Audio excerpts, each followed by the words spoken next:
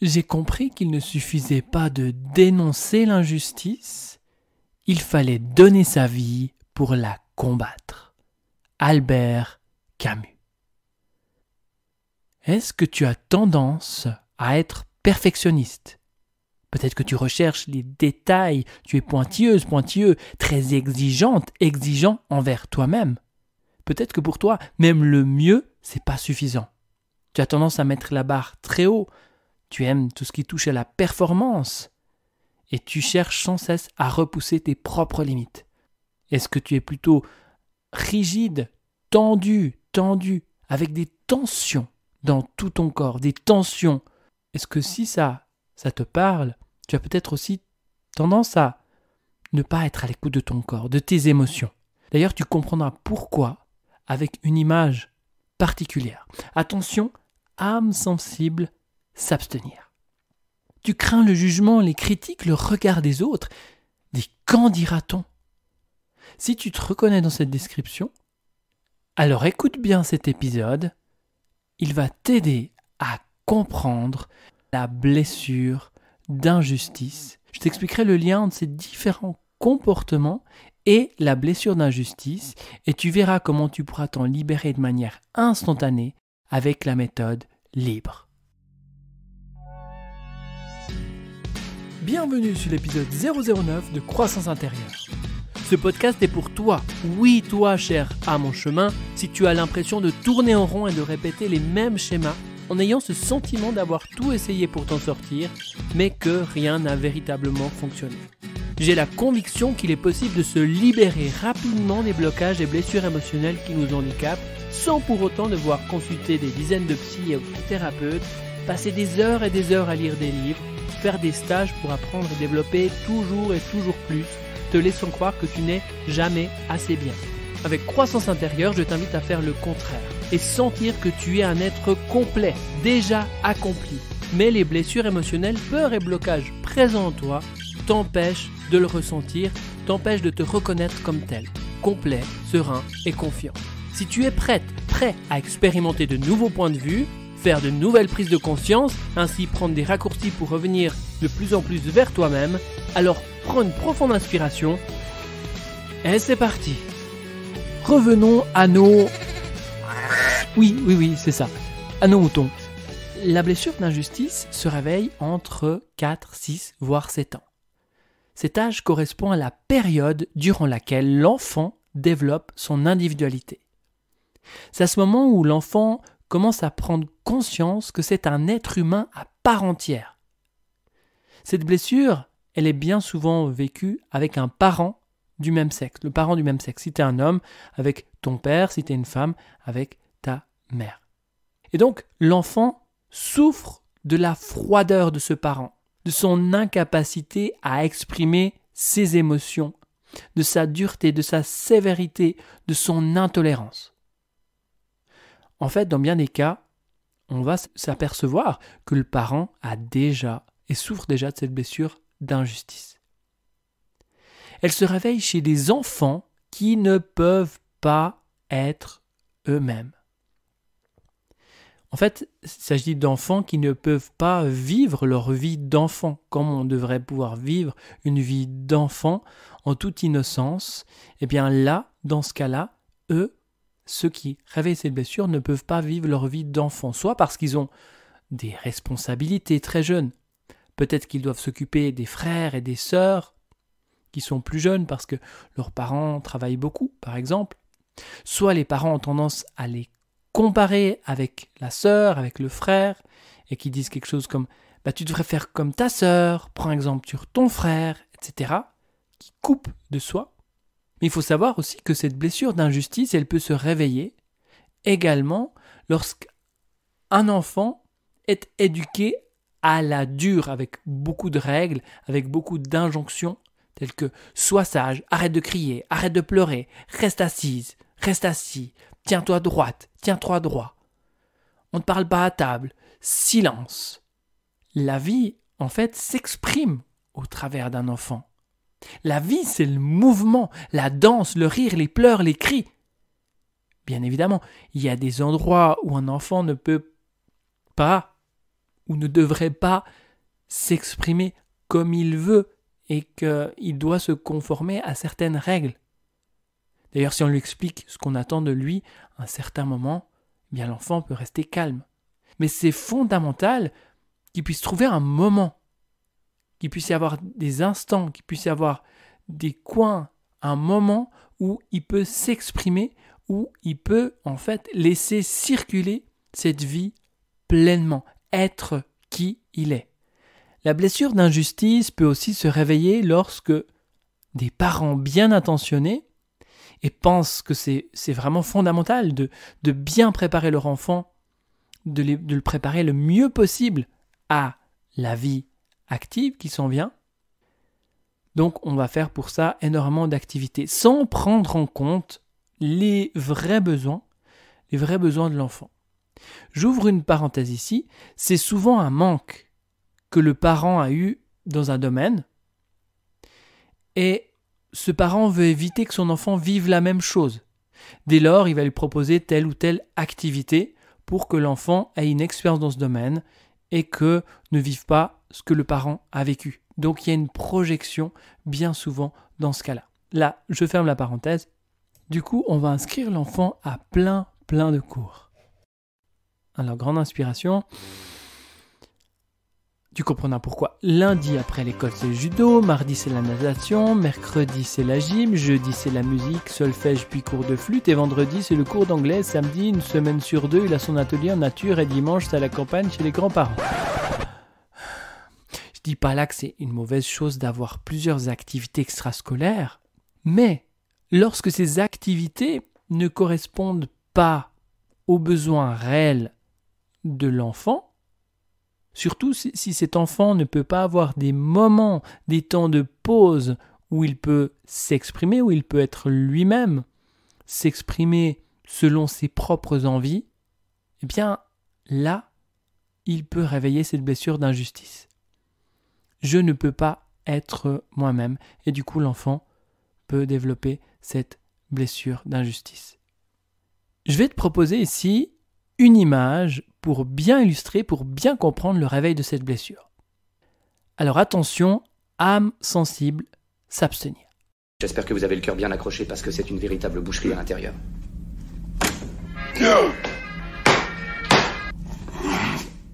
C'est bon, t'es encore avec moi? Ok. Alors, on retourne quelques années en arrière dans ta petite enfance. Ce moment où tu pétilles la vie à pleines dents. Je sais pas si ça se dit. Bon, bref.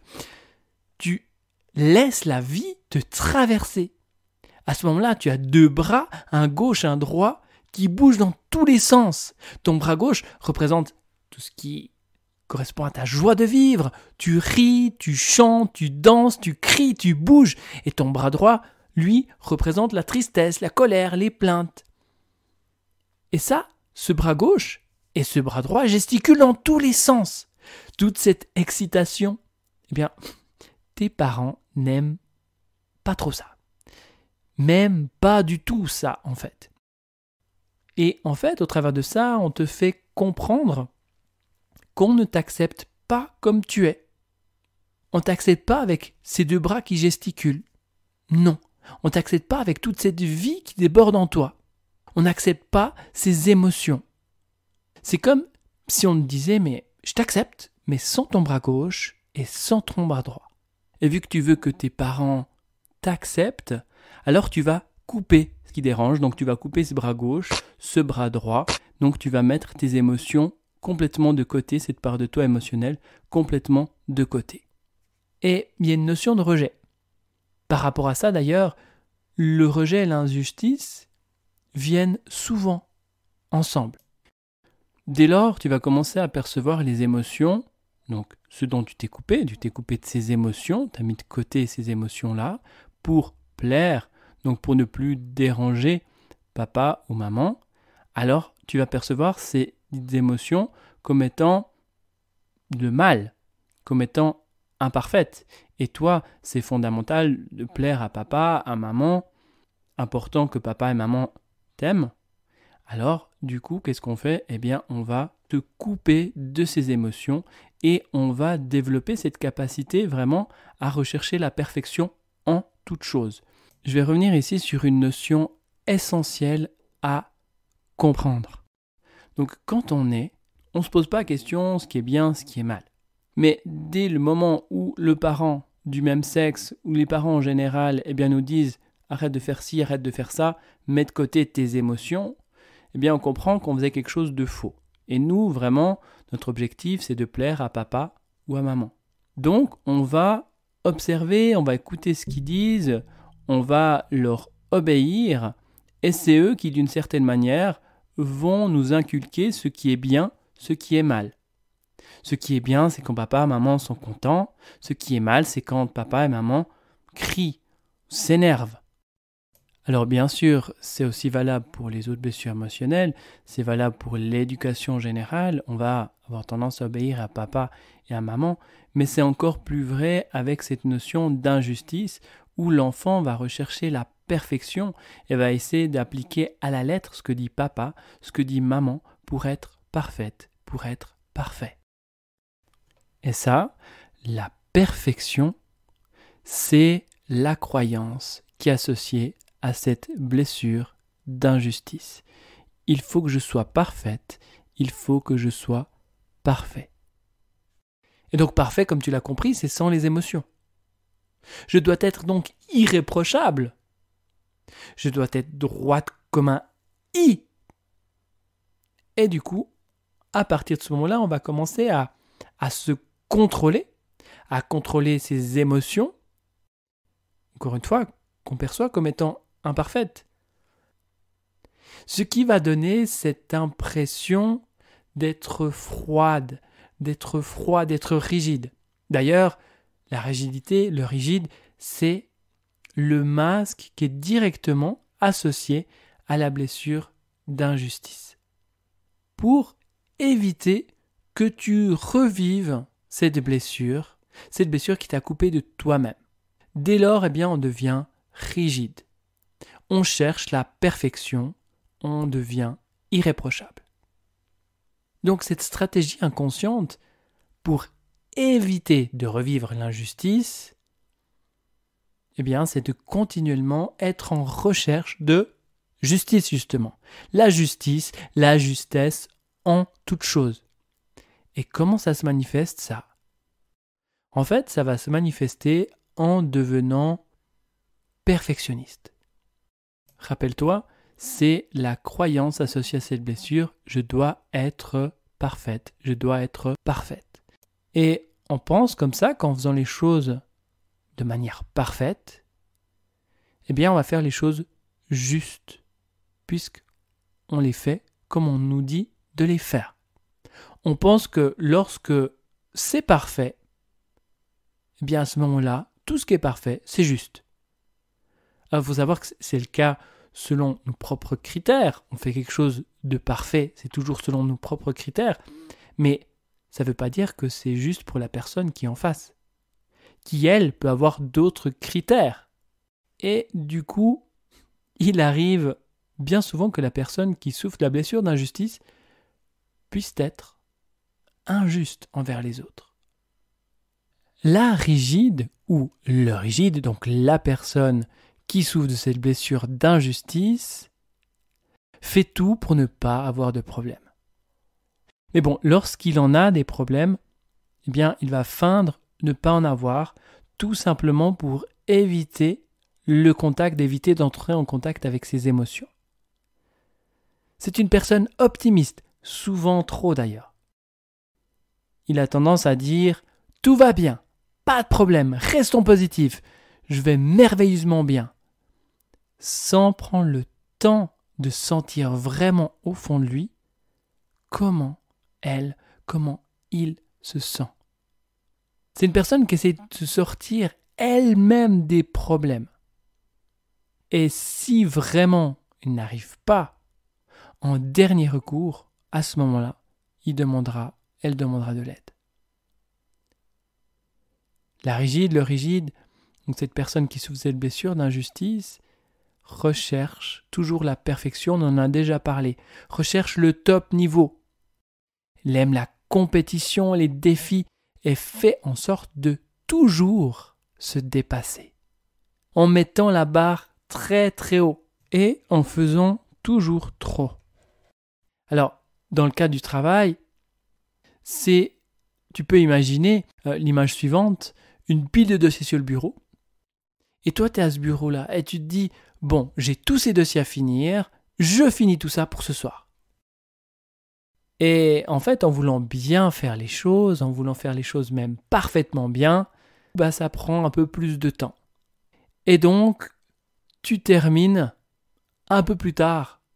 Mais peu importe le temps que ça met, tu termines ce que tu fais. Donc tu vas peut-être avoir tendance à aller chercher des cafés sur café sur café. Mais en décidant, je vais terminer ça aujourd'hui, tu le termines aujourd'hui. Tu ne ressens pas cette fatigue.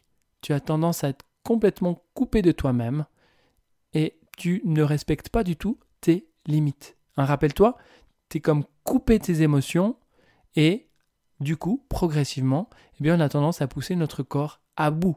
Ce qui peut t'amener à un épuisement professionnel, que ce soit un burn-out, que ce soit une dépression. C'est un peu comme si tu es en train de rouler dans ta voiture, dans ton véhicule, et qu'à un moment donné, le témoin huile s'allume. Alors, je ne sais pas si tu as déjà vu le témoin huile qui s'allume, mais ça crée tout de suite un stress.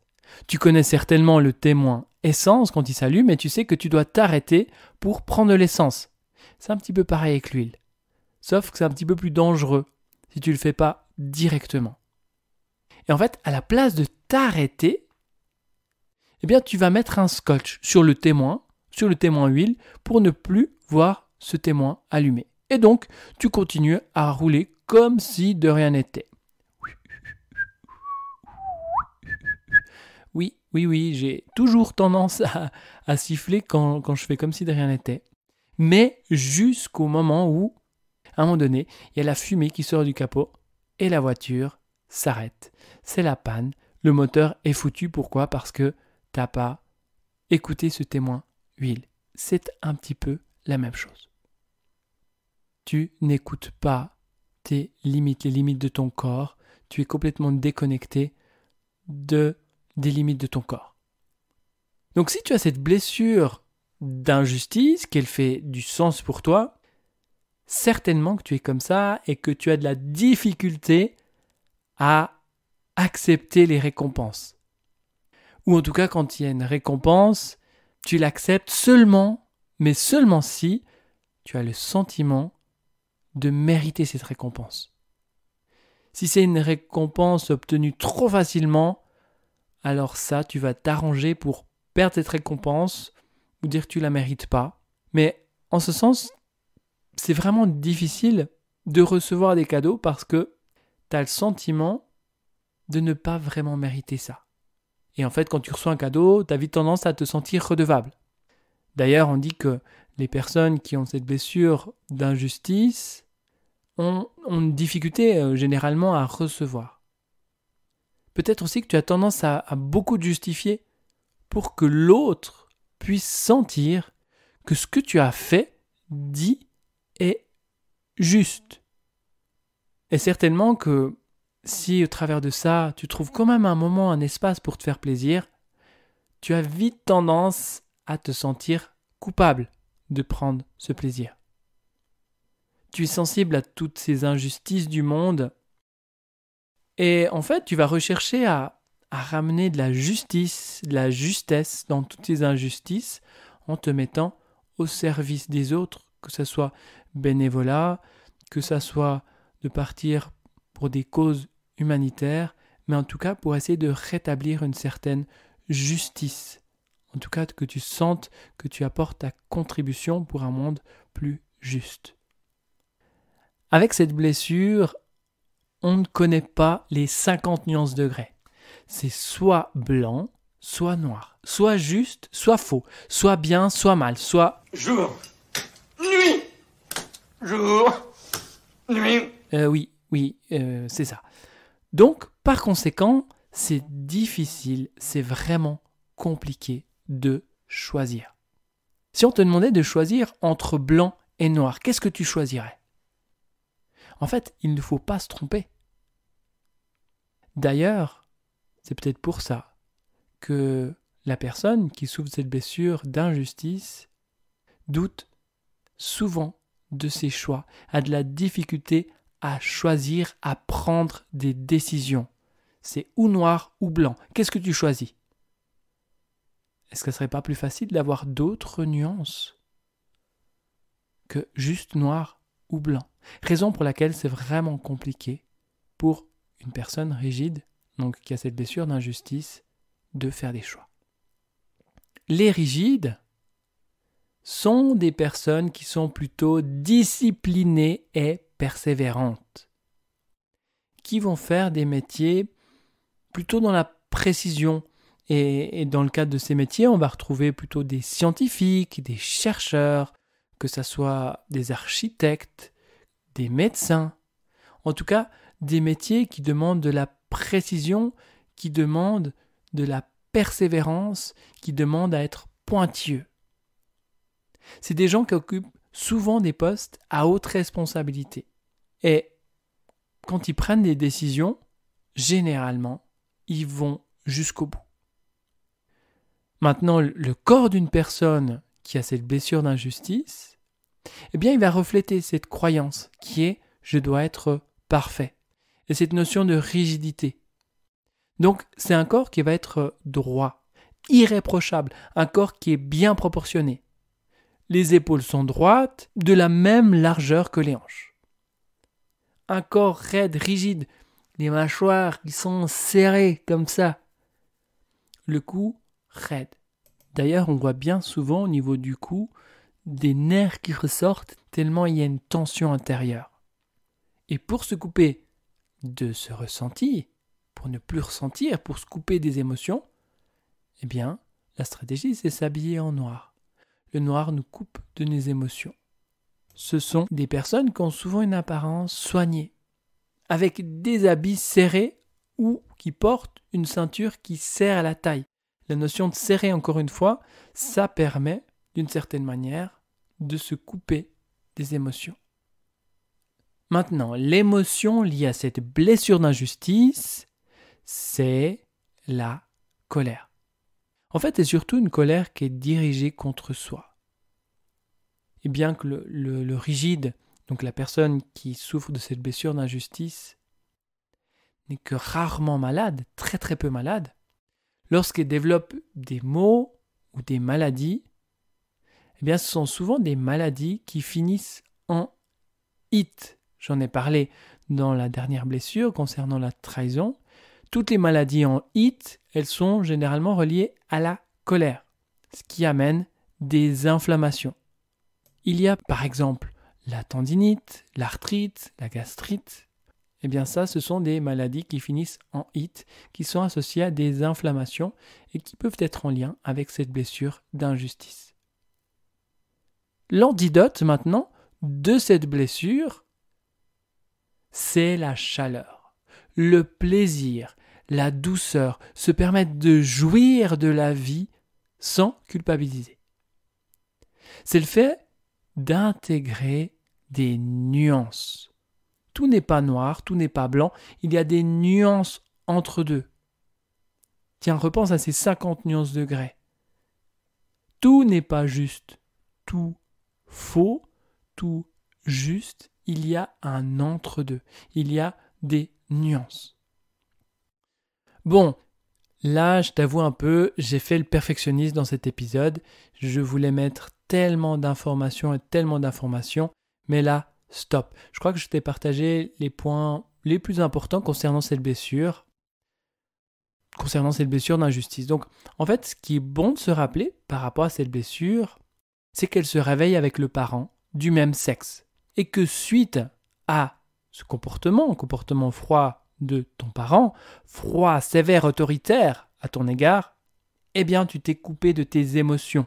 Rappelle-toi cette image des deux bras qui gesticulent. À un moment donné, on se coupe de ça parce qu'on perçoit qu'on n'est pas accepté tel que l'on est donc on laisse une part de soi de côté. À ce moment-là, on perçoit que les émotions sont imparfaites, vu que lorsque je vis les émotions, c'est mal perçu.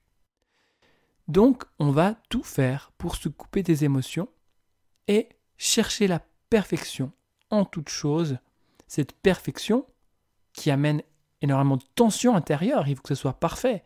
Il faut faire attention au regard des autres. Qu'est-ce que pensent les autres de moi, etc. Eh bien, ça apporte énormément de tension, énormément de rigidité. Pour aller plus loin, tu peux te demander, mais avec quels parents est-ce que tu as vécu des situations que tu as jugées comme plutôt injustes? Dans quelle situation ou avec qui tu as plutôt tendance à être rigide? Rappelle-toi des moments, des situations où avec différentes personnes avec qui tu as tendance à être plutôt rigide, froid, ou à rechercher la perfection. Pour aller plus loin encore, tu peux choisir de te libérer de cette blessure d'injustice instantanément avec la méthode libre. Donc libre pour libération instantanée des blessures et réactivité émotionnelle. Cette méthode, c'est une synthèse de plusieurs approches comme la radiesthésie, le soin énergétique, la méthode NERTI, l'hypnose thérapeutique et l'hypnose spirituelle. Le postulat de libre, c'est que tout ce qu'on peut mesurer, donc on va le mesurer avec le pendule, tout ce qu'on peut mesurer, eh bien on va pouvoir le libérer. Dès lors, on va pouvoir mesurer une blessure d'injustice dans ta vie par rapport à ta vie actuelle, mais peut-être une source d'une blessure d'injustice associée à des vies passées qui impactent ta vie actuelle, ou peut-être une blessure qui est associée dont la source correspond à quelque chose vécu par tes ancêtres, qui impacte ta vie actuelle, et tout ça, on a la capacité, une fois qu'on l'a mesuré, de le libérer. Je me rappelle, lorsque je me suis libéré de cette blessure d'injustice, je me suis surpris à commencer, mais à jurer, et à ne plus m'excuser de le faire. En fait, c'est comme si avant, je voulais être tellement parfait dans ma manière de m'exprimer que je retenais tous les gros mots, que je les remplaçais par d'autres mots qui étaient plus politiquement corrects. Et maintenant, je te dis honnêtement, de toi à moi, j'en ai plus rien à foutre. En tout cas, moins. Et je me permets d'être davantage moi-même. L'autre chose dont je voulais te parler, c'est lorsque j'ai créé mon entreprise. C'était en fin 2015 et j'ai passé pas moins de 2 mois à concevoir et à terminer, à finaliser ma carte de visite d'hypnothérapeute. 2 mois. Et il faut savoir qu'avant de proposer la méthode libre, je l'ai testé sur moi-même. J'ai testé, j'ai regardé comment ça fonctionnait, qu'est-ce qui changeait. Et en fait, quand j'ai créé la carte de visite de cette méthode libre en 2020, une fois que j'avais travaillé, que j'avais libéré cette blessure-là, eh bien ça m'a pris 2 heures de temps. Alors je savais que je pouvais mieux faire, mais j'avais peu de temps à disposition et c'était déjà bien. Et ça suffisait comme ça. Le bien me suffisait. Alors qu'avant, il fallait que ça soit parfait. Avant, lorsque c'était imparfait, lorsque c'était pas encore exactement ça, eh bien quelque chose en moi qui bloquait, qui se figeait, et que je bloquais le processus. Alors que là, le bien, c'est ok. Alors je peux te dire, ça fait du bien de faire les choses juste simplement, sans chercher la perfection. Et certainement que tu as déjà entendu, fait est mieux que parfait. Si tu apprécies et souhaites soutenir le podcast Croissance intérieure, je t'invite à t'abonner sur une des différentes plateformes de podcast et à me laisser un avis 5 étoiles. C'est le moyen, donc le fait de laisser un avis 5 étoiles, eh bien ça permettra aux gens de trouver plus facilement ce podcast-là. Donc je te remercie par avance. Voilà, on a fini avec les blessures émotionnelles. Enfin, presque. Dans le prochain épisode, on va reprendre ces 5 blessures émotionnelles et on va reprendre un petit peu tout ce qui a été discuté dans ces 5 déçus émotionnels et on va extraire ce qui est vraiment important. On va faire un résumé succinct de manière à ce que tu puisses facilement retrouver une déçue émotionnelle qui te correspond. Un petit peu comme un index dans un livre. Et c'est ce qu'on va voir la semaine prochaine. Voilà, on se retrouve avec grand plaisir dans le prochain épisode et d'ici là, jusqu'à notre prochain rendez-vous au travers des différents événements et situations que tu vis, non, ne cherche plus la perfection, mais continue sans cesse de croître intérieurement. Merci